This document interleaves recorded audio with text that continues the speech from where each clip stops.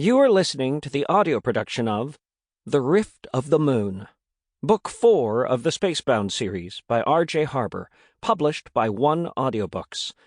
This book was originally published by Bakken Books and is read by Ramon de Ocampo. Just as the moon lights the nights with its different phases, remember to embrace each phase of your life. Let the glow remind you of hope. As you gaze, remember, like the moon, your journey is illuminated by your own unique light.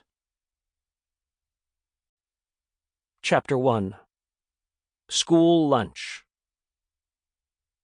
Inching forward in the school lunch line feels like I am waiting in an airlock, only there's no new planet to enjoy, just a tray full of soggy food. The lunch lady slaps a blob of mashed potatoes onto my plate. "Thank you," I mutter, but I'm not really feeling very thankful. Something slams into my back. No, make that someone, and I think I know who. I stumble forward, nearly dipping my shirt into the potatoes. A quick glance over my shoulder tells me I was right. Mac is laughing as he walks away. He's been after me a lot lately. From spitballs to body slams, he won't leave me alone. With a sigh, I take my tray and turn toward the rest of the room. My usual table is in the far corner, but today Mac and his friends are sitting there. Sitting with them is a definite no. As I search for an open table, I see my sister Ivory take a sip of milk. She always sits with two of her friends. I walk through the loud room, still not finding a seat. Ivory waves as I pass. I nod, knowing I will drop the tray if I try to wave back.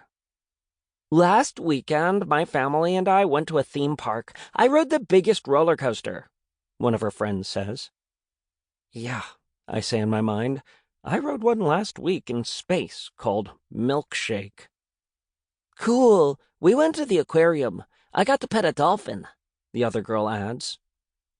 I glance at Ivory. Her mouth is open. I can tell she is about to say something about our spaceship. By now I am 2 rows away, but my ears are still glued to their conversation. I turn to glare at her, but she doesn't notice. "And the week before that, I went horseback riding," the first girl includes. "Well," Ivory stammers, trying to control her words. "I went—" My heart slams into my toes.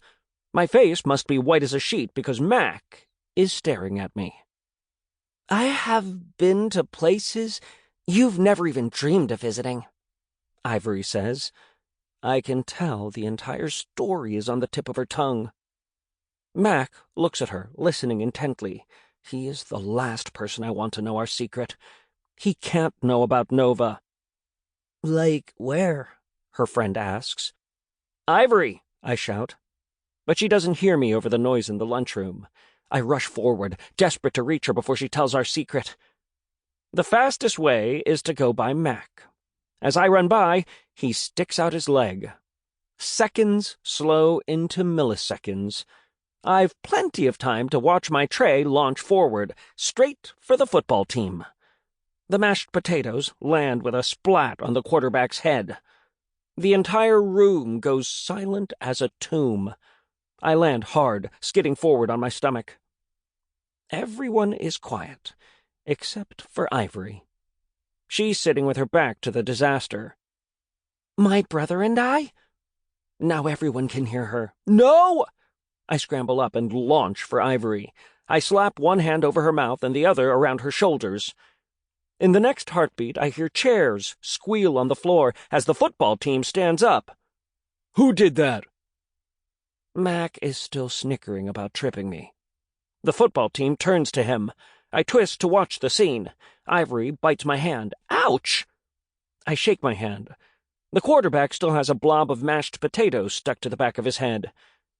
"This is going to be bad," I whisper. "You!" The quarterback points at Mac. Using all his throwing skill, he launches a handful of pudding at Mac's face. Chaos breaks out. Chapter 2. Explosion. Sample complete.